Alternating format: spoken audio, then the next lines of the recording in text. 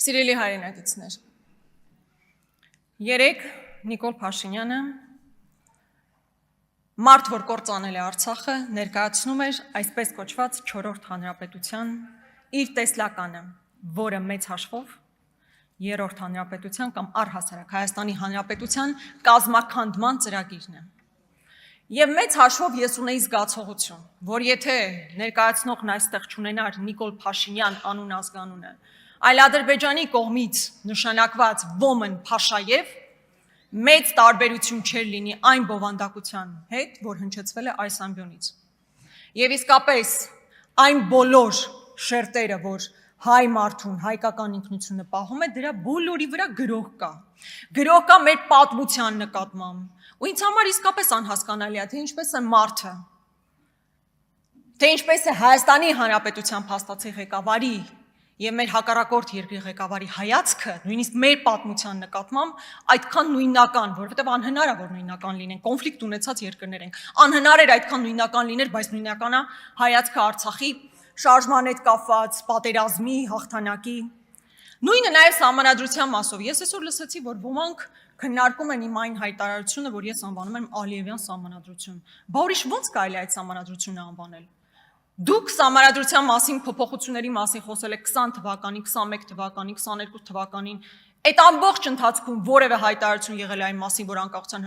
հռչակագիրը պետք է հանվի սահմանադրությունից։ Իհարկե չի եղել։ Որ պայն Ալիևն ասել է, սա է նախապայմանը, պետք է գնաք անեք, որից հետո հնարավոր է դեռ պայմանագիրը ստորագրի, Նիկոլ Փաշինյանը գնում է հանրային ռադիո, ասում է անկախության հռչակագիրը կարմիր, այսպես շոր է, որը կատաղացնում է Թուրքիային եւ Ադրբեջանին։ Եվ երբ որ ասում եք դուք Ալիևի պարտադրանքով եք այսօր շնչում, արտաշնչում ապրում եւ մեր ժողովրդին էլ հրամցնում իրականությունը, դա է, այդպես է։ Եկեղեցու մասով այն ինչ գրված է կառավարության ծրագրի մեջ, հակասահմանադրական է։ Ես դեռ հարցի բարոյական կողմը չեմ քննարկում։ Հակասահմանադրական է, որովհետև կառավարությունը որևէ առնչություն չի կարող ունենալ եկեղեցու ներքին գործերին, չի կարող ու վերջ։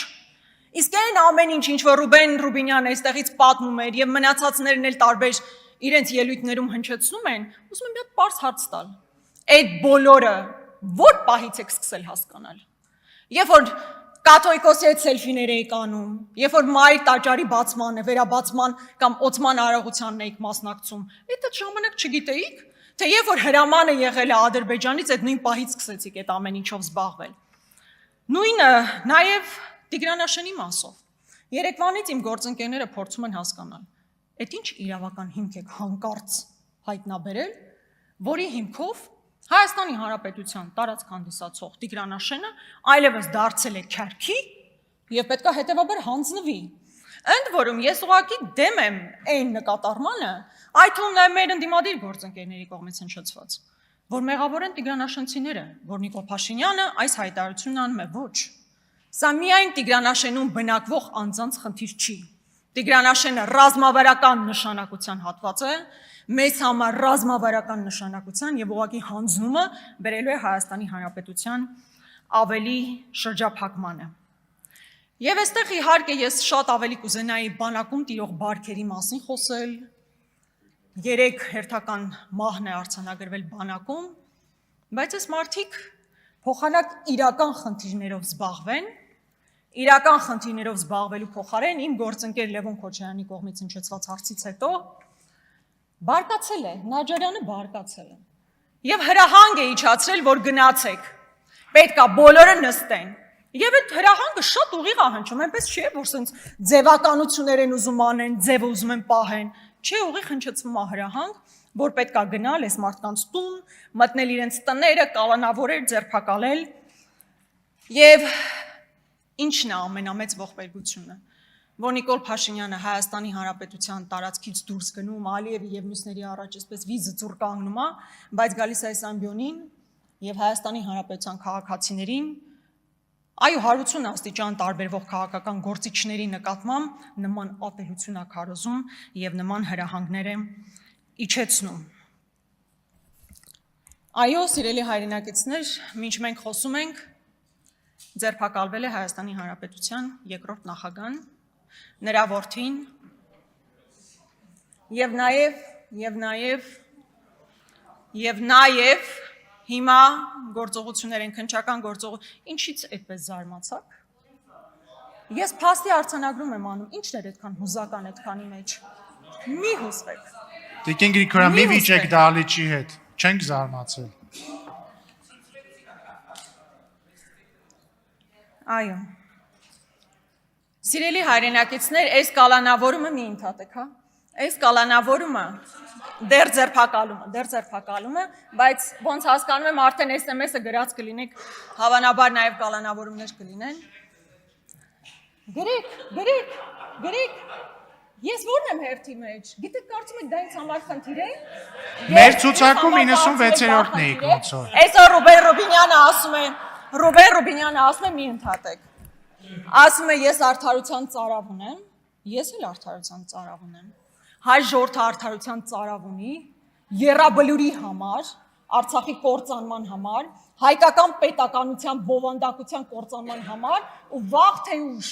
կարա վաղը չլինի, կարա մի ամսից ու մի տարուց չլինի, հայ ժողովուրդը այդ ծարավը ստանալու է, ես էլ եմ այդ ծարավը ստանալու։ Բայց այդ արդարության ծարավի մասով ասում է նաև, չէ, Երանի արդարության համար հալածվողներին, որտեղ նրանցն է երկնքի արքայությունը։ Մենք չենք էլ վախենում արդարության համար հալածվելուց։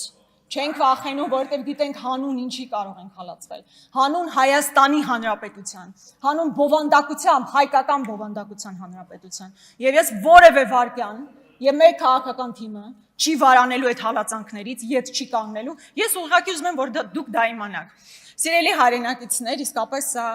միայն երկրորդ նախագահի ձերբակալման կամ նրա հետ ընտանիքի հետ առնչվող հարց չէ, որովհետև նախագահ Քոչարյանը մեծ հաշվով 18 թվականից կարող էր չգալ Հայաստանի Հանրապետություն, որովհետև շատ լավ պատկերացնում էր, թե ինչպիսին կարող են լինել հետևանքները, որ նա կարող էր ձերբակալվել եւ փաստացի ձերբակալվեց եւ հակասահմանադրական հոդվածով բավականին երկար ժամանակ բանտարկված էր։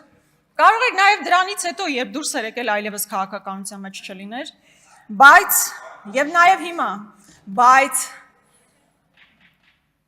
բայց սա անձնական հարց չի, իսկապես սեղանին դրված է հայկական պետության հարցը եւ ես անհոգնել սրա մասին խոսելու եմ։ Սա ոչ թե 4-րդ հանրապետության թևակողման process է, այլ հայկական պետականության, հայկական բովանդակության պետականության կազմաքանդման process է։ Եվ մենք փորձելու ենք մեր հնարավորությունների սահմաններում, իհարկե փորձելու ենք ամեն ձև խոչընդոտել